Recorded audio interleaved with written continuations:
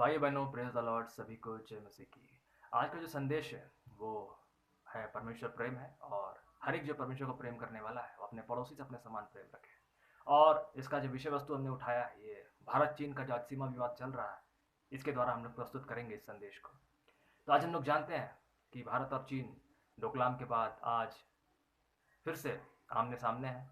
और पिछले 15 जून को जो घटना हुई है, भारत के लगभग 20 सैनिक मारे गए और कई घायल हुए, और जैसा खबरों के मुताबिक चीन के भी 40 से 50 सैनिक मार डाले गए। और भारतीय बहादुर सैनिकों ने कईयों के गर्दन तोड़ डाले और रीढ़ की हड्डियां तोड़ डाली। और सैनिक स्तर, मेजर स्तर, जनरल स्तर, डिप्लोमेटिक स्तर, पॉलिटिकल स्तर, हर एक स्तर पे बातचीत जारी है मामले को सुलझाने के लिए। परंतु ये सब बातें आई क्यों? हम लोग जानते हैं कि भारत एक सेकुलर नेशन है। यहाँ सभी धर्मों के लोगों को अपना धर्म के अनुसार चलने का अधिकार है, और यहाँ लोग प्रेम से रहते हैं। छुटपुट घटनाएं सब जगह होती हैं, लेकिन यहाँ सभी धर्मों के लोगों को स्वतंत्रता से रहने का अधिकार है। डेमोक्रेसी है, सबसे बड़ी डेमोक्रेसी है, लोकतांत्रिक देश है, सबको अपना बोलने का अधिकार है, सब अपनी सोच रखते हैं, बोल पाते हैं। परंतु चाइना जो है वो विस्तारवादी सोच रखने वाला कम्युनिस्ट देश है। और वहाँ एक पार्टी रीजनल लेवल से लेकर, रूरल लेवल से लेकर, टाउन से लेकर, फेडरल स्ट्रक्चर, सेंट्रल स्ट्रक्चर, केंद्र से लेकर राज्य स्तर तक सब कुछ वहाँ कम्युनिस्ट पार्टी का है। पीपल्स लिबरेशन आर्मी, जो हम लोग जानते हैं सीपीसी, उसका जो पार्टी का नाम है, कम्युनिस्ट पार्टी ऑफ चाइना के द्वारा चलाई जाती है। और उसके जो राष्ट्रपति हैं शी जिनपिंग, जो वहाँ के कमांडर इन चीफ भी हैं, हम लोग जानते हैं कि उनकी विस्तारवादी सोच है। और उनके 15 से अधिक देशों से, एशिया में अपने पड़ोसियों से सीमाओं को लेकर विवाद चल रहा है। और सभी जानते हैं कि चाइना आगे बढ़ना चाहता है। आगे बढ़ने में बुराई नहीं है, आप भी आगे बढ़िए, दूसरों को भी आगे बढ़ने दीजिए। परंतु यदि आपका आगे बढ़ना दूसरों को हितों को दरकिनार करते हुए, यदि आप अपने हितों को देखकर आगे बढ़ना चाहते हैं, तो यहाँ पे स्वार्थ है। और ये स्वार्थ चाइना में क्यों है? क्योंकि चाइना एक नास्तिक कंट्री है। वो ईश्वर को नहीं मानता, वो परमेश्वर को नहीं जानता, वो यीशु मसीह के अनुग्रह को नहीं जानता, वो उसके वचनों को नहीं मानता, और वह परमेश्वर के प्रेम को ना अपने राज्य में लागू करता है, ना अपने देश में लागू करता है, ना और उनके साथ वैसा व्यवहार करता है।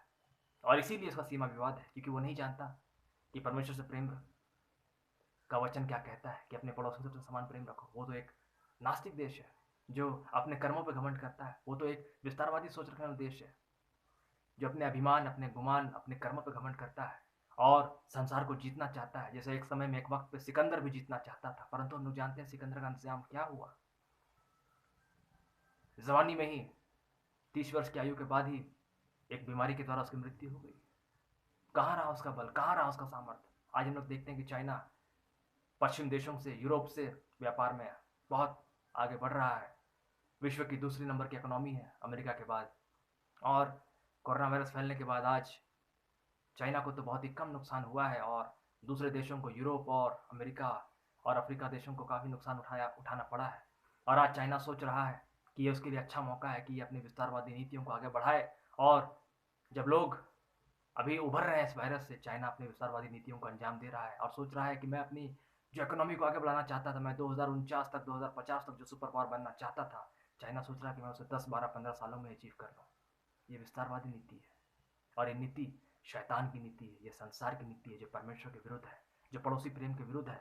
ये अपना हित देखती है, स्वार्थ देखती है, ये छल करती है, ये झूठ बोलती है, ये भरमाती है, ये उकसाती है, ये ठोकर खिलाती है, और अंततः खुद का सर्वनाश करती है। हम लोग जानते हैं अक्साई चीन में क्या हुआ। हम लोग जानते हैं चाइना ने नेहरू जी को धोखा देकर अक्साई चीन को हड़पा, भारतीय सेना के साथ विश्वासघात किया, भारतीय राजनेताओं के साथ विश्वासघात किया, एग्रीमेंट का विश्वासघात किया और कब्जा जमाया। और तब से अब तक वहाँ कोई भी गोली नहीं चली है।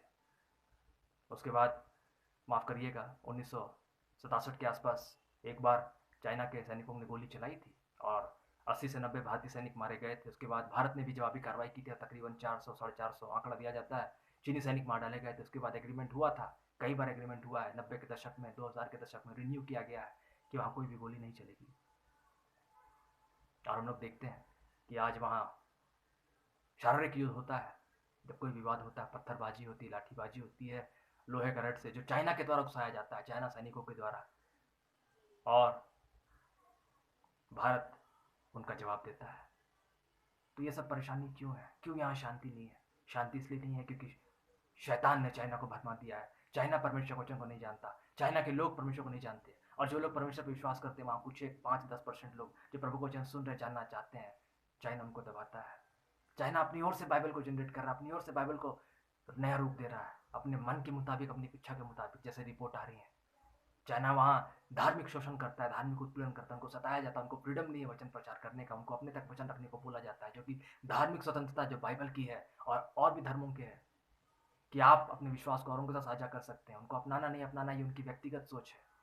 परंतु हम लोग जानते हैं चाइना लोकतांत्रिक देश नहीं है, वो नाम मात्र के लिए लोकतंत्र है, परंतु वो विस्तारवादी देश है, वो एक पार्टी का देश है, पीपल लिबरेशन आर्मी का देश है। वो शैतान के द्वारा भरमाया गया है, और इसीलिए शैतान जो उकसाता है, भरमाता है, छल करता है, कपट करता है, पीठ पे छुरा भोगता है, उसने भारत पे छुरा भोगा, और भी देशों को वो ठगने की कोशिश कर रहा है, लालच देकर, जैसा शैतान लालच देता है नेपाल को, बांग्लादेश को, पाकिस्तान को, अपनी सेनाएं खड़ा कर रहा है साउथ चाइना सी में, और भी देशों के साथ उसका विवाद है, वियतनाम, हांगकांग, जापान, क्योंकि उसकी अभिलाषाएं पूरी नहीं होती। जैसा वचन कहता है ना, अधोलोक में जो स्थान है वहां लोग जाते हैं, अधोलोक का पेट नहीं भरता, वैसे ही चाइना का पेट नहीं भर रहा। जो उसका भूभाग है, जो उसका हवाई स्थान है, जो उसका जल भाग है, उसके इतर अंतर्राष्ट्रीय कानूनों के इतर जो पृथ्वी के सभी देशों पर लागू होता है, उसको हस्ताक्षर करने के बाद भी उसने उस नियम को नहीं माना, विरोध किया और पीठ पे खंजर भोंका। और इसलिए आज हम लोग देख रहे हैं कि चाइना को अलग थलग किया जा रहा है, चाइना के विरुद्ध देश खड़े हो रहे हैं, क्योंकि परमेश्वर ने कहा जैसा मनुष्य तुम्हारे साथ करे वैसा तुम भी उनके साथ किया करो। बदला देना परमेश्वर का काम है, परमेश्वर ही औरों को इस्तेमाल करेगा चाइना को बदला देने के लिए। यदि चाइना नहीं सुधरता है, यदि चाइना परमेश्वर के वचन को नहीं स्वीकारता है, यदि चाइना परमेश्वर के लोगों को सताता है, यदि चाइना परमेश्वर के मुताबिक पश्चाताप नहीं करता है, यदि चाइना परमेश्वर के मुताबिक व्यवहार नहीं करता है, यदि चाइना परमेश्वर के उद्धार को नहीं स्वीकारता है, यदि चाइना परमेश्वर के व्यवहार के मुताबिक व्यवहार नहीं रखता है और अपने पड़ोसियों से प्रेम नहीं रखता है और यीशु मसीह को इनकार करता है, यीशु मसीह के पास नहीं लौटता है, तो उसका विनाश और उसका अंत निकट है। ये आज हम आपसे साझा करना चाहते हैं, क्योंकि परमेश्वर ने बड़े बड़े सभ्यताओं को, बड़े बड़े राजाओं को, बड़े बड़े किंगडमों को नाश किया, बेबीलोन से लेकर फिरौन से लेकर, हम लोग जानते हैं, जो परमेश्वर का विरोध करते हैं, जो पश्चाताप नहीं करना चाहते बुलाहट के बाद। इसलिए हम कामना करते हैं कि चाइना को सद्बुद्धि मिले, चाइना अपनी सद्बुद्धि के लिए परमेश्वर से यत्न करे, विश्वासी बने, परमेश्वर पर विश्वास करे और दुनिया के अंतर्राष्ट्रीय कानूनों का सम्मान करे जो अधिकार परमेश्वर के द्वारा ठहराए गए हैं, और जो पड़ोसी के साथ प्रेम रखना है प्रेम बनाए रखे, जो विवाद है उसको प्रेम से सुलझाए, और जो अपना हक है उसको ले, जो दूसरों का हक है उनको दे, अपने सामर्थ्य का गलत इस्तेमाल ना करे, क्योंकि परमेश्वर के द्वारा सामर्थ्य झुकाए जाते हैं, कुचले जाते हैं और दीन जन उठाए जाते हैं। तो हम कामना करते हैं कि प्रभु चाइना को सद्बुद्धि दे, और यदि चाइना सुधरे, पश्चाताप करे, तो चाइना को विवेक दे कि वो परमेश्वर के निकट आने पाए। और यदि चाइना नहीं सुधरता है, अपने पड़ोसियों को तंग करता है, इसी प्रकार कार्रवाई करता है, कम्युनिस्ट की तरह, विस्तारवादी सोच की तरह, एक पार्टी की तरह, जो अपने नागरिकों को ऊपर अपने कानूनों को थोपता है, जो अपने पड़ोसियों के ऊपर अपने इच्छाओं को थोपता है, अपने विस्तारवादी इच्छाओं को, और उनको लालच देकर अपने साथ कर लेता है, पीठ में छुरा भोगता है, यदि इस तरह का रवैया चाइना का रहता है शैतान की तरह, तो फिर परमेश्वर उसे दंड दे और परमेश्वर अपनी महिमा प्रकट करे सारे जगत के ऊपर। और जो कोई भी चाइना का पड़ोसी जो उसके व्यवहार से त्रस्त है, और चाइना के अपने लोग, प्रभु उनको अपने हाथों में ले। इस मुसीबत के वक्त में, इस पड़ाव में, जब आज संसार में इतने सारे क्लेश आ रहे हैं और बहुत सारे आने वाले हैं, हम लोग जानते हैं अंतिम दिन निकट है, तो प्रभु अपने दासों को, जो उस पर विश्वास करते हैं, जो पश्चाताप करते हैं, जो प्रेम के साथ रहना चाहते हैं, जो पड़ोसियों से प्रेम करना चाहते हैं, जो हर एक जाति और हर एक मनुष्य से प्रेम करना चाहते हैं बगैर किसी भेदभाव के, परमेश्वर के नाम में वचन के अनुसार प्रभु उनको बहुत की आशीष दे। और जो विरोधी हैं, जो दुष्ट हैं, जो दया करने के बाद भी कुर्ता नहीं छोड़ते, यदि चाइना वैसा काम करता है या वैसे लोग वैसा काम करते हैं, तो प्रभु अपना न्याय प्रकट करेंगे, निश्चित प्रकट करेंगे। इसलिए हर एक सुनने वाला इस वचन के द्वारा बहुत की आशीष पाए।